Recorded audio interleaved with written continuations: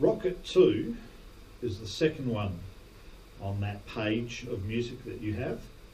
This one's a little more involved, and a couple little points to think about before we actually play it. The first two lines has some more bass drum and snare drum notes played, but I'd like to draw your attention to the third line. And on the third line of Rockit 2, there's a cross written below the bottom line. That's the hi-hat played with your foot. So if you have a look at the third line, first bar, you're actually using ride, snare, bass and hi-hat. This is the first line of the third line, first bar.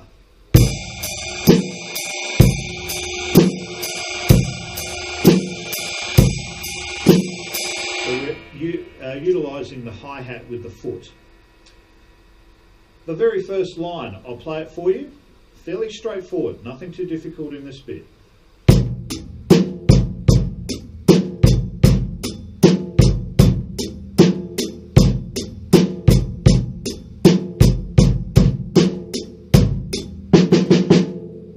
Second line, when we get to the fill at the end of the line, I'll talk about that in a moment, but it's a little tricky in the drums that you use. This is the second line of Rockit 2.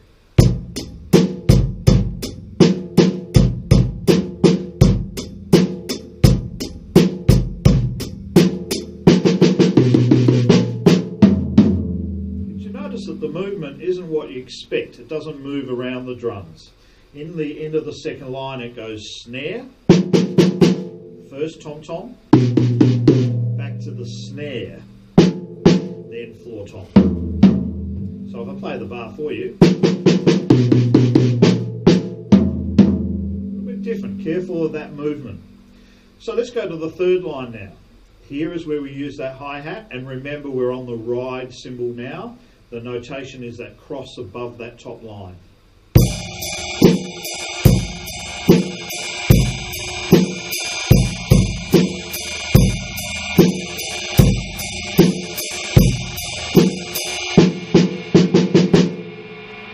Last line. Let's discuss the very last bar of the whole piece.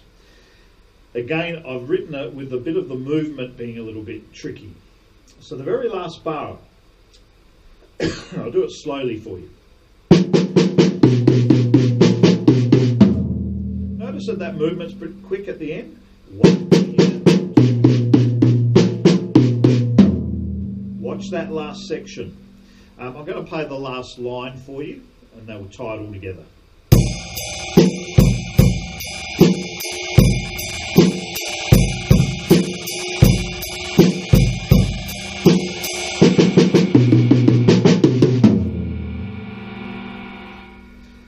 In the last line of Rockit 2, make sure the first two bars sound different. There's a tendency to want to play those bars the same. I'll demonstrate it. This is the correct way. This is the last line, first two bars.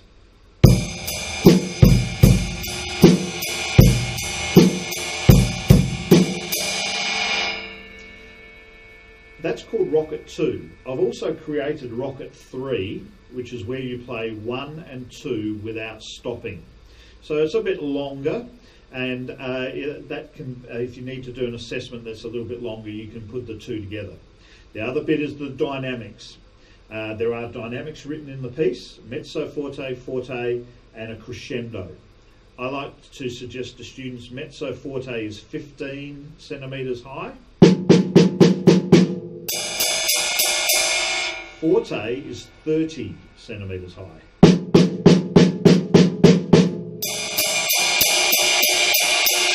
And if you have a crescendo, that's that crocodile mouth on the written music. They would normally start that at piano up to forte, so we start piano at 5 centimetres. You can see me bringing the stick height up, and that plays the dynamics. So when you're playing Rockit 1, Rockit 2 or Rockit 3, the dynamics are also very important. Good luck.